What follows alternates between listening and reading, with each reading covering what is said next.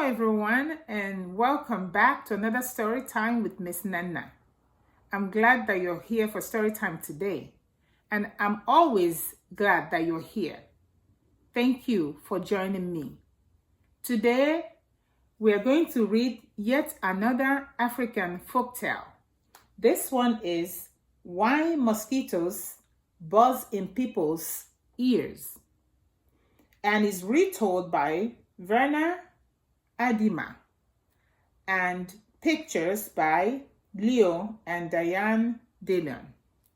Why mosquitoes buzz in people's ears. So let's find out. Thank you again for coming to Storytime today. Why mosquito buzz in people's ears. A West African tale. Retold by Verna Aardema. Pictures by Leo and Diane Dillon. One morning, a mosquito saw an iguana drinking at a waterhole. The mosquito said, "Iguana, you will never believe what I saw yesterday." "Try me," said the iguana. The mosquito said, "I saw a farmer digging yams that were almost as big as I am." "What's a mosquito compared to a yam?" snapped the iguana grumpily. "I would rather be deaf than listen to such nonsense." Then he stuck two sticks in his ears and went off, make, through the reefs. The iguana was still grumbling to himself when he happened to pass by a python. The big snake raised his head and said, "Good morning, iguana." The iguana did not answer, but lumbered on, bobbing his head. Badamin. Now, why won't he speak to me?" said the python to himself. "Iguana must be angry about something. I'm afraid he's plotting some mischiefs against me." He began looking for somewhere to hide. The first likely place he found was Rabbit Hole, and in it he went. Wasawusu, wasawusu, wasawusu. When the rabbit saw the big snake coming into her burrow, she was terrified. She scurried out through her back way and bounded creak across the clearing. A crow saw the rabbit running for her life. He flew into the forest crying, "Caw, caw, caw." It was his duty to spread an alarm in case of danger. A monkey heard the crow. He was sure that some dangerous beast was prowling near. He began screeching and leaping killy-willy through the trees to help warn the other animals. As the monkey was crashing through the treetops, he happened to land on a dead limb. It broke and fell on an owl's nest, killing one of the owlets. Mother Owl was not at home, for though she usually hunted only in the night, this morning she was still out searching for one more tidbit to satisfy her hungry babies. When she returned to the nest, she found one of them dead. Her other children told her that the monkey had killed it. All that day and all that night, she sat in her tree, so sad, so sad, so sad.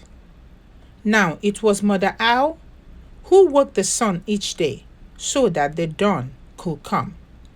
But this time, when she should have hooted for the sun, she did not do it. The night grew longer and longer. The animals of the forest knew it was lasting much too long. They feared that the sun would never come back. At last, King Lion called a meeting of the animals. They came and sat down, around the council fire. Mother Owl did not come, so the antelope was sent to fetch her. When she arrived, King Lion asked, "Mother Owl, why have you not called the sun? The night has lasted long, and everyone is worried. Mother Owl said, Monkey killed one of my owlets. Because of that, I cannot bear to wake the sun. The king said to the gathered animals, Did you hear? It was the monkey who killed the owlets, and now Mother Owl won't wake the sun so that the day can come. Then King Lion called the monkey. He came before him nervously, glancing from side to side. Rim, rim, rim, rim. Monkey, said the king, why did you kill one of Mother Owl's babies? Oh, king, said the monkey, it was the crow's fault. He was calling and calling to warn us of danger, and I went limping through the trees to help. A limb broke under me, and it fell, on the owl's nest. The king said to the council, so it was the crow who alarmed the monkey, who killed the owlet, and now Mother Owl won't wake the sun so that the day can come. Then the king called for the crow. That big bird came flapping up.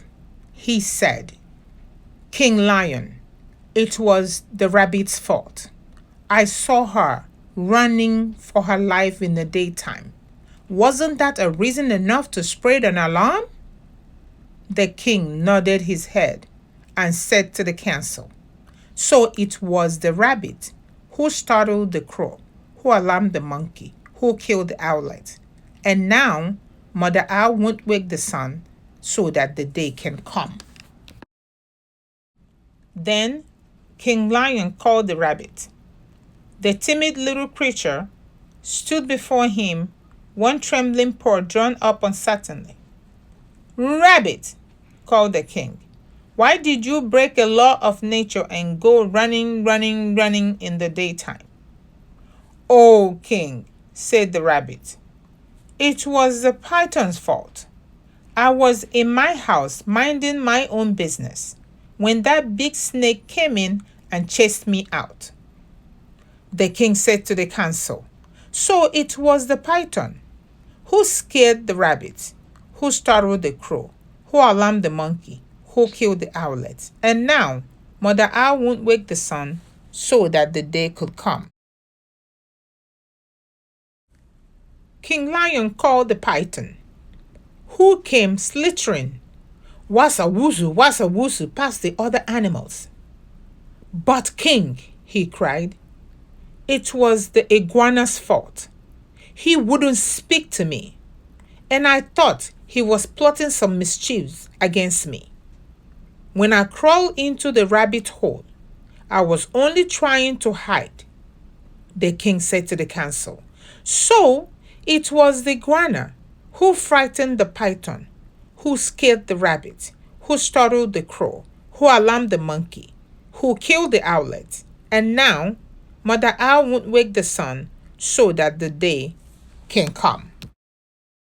Now the iguana was not at the meeting, for he had not heard the summons. The antelope was sent to fetch him. All the animals laughed when they saw the iguana coming, badamin, with the stick still stuck in his ears. King Lion pulled out the sticks, prum. Then he asked, Iguana, what evil have you been plotting against the python? None at all, cried the iguana. Python is my friend. Then why won't you say good morning to me? Demanded the snake. I didn't hear you, or even see you, said the iguana. Mosquito told me such a big lie. I couldn't bear to listen to it, so I put sticks in my ears. Laughed the lion. So that's why you had sticks in your ears?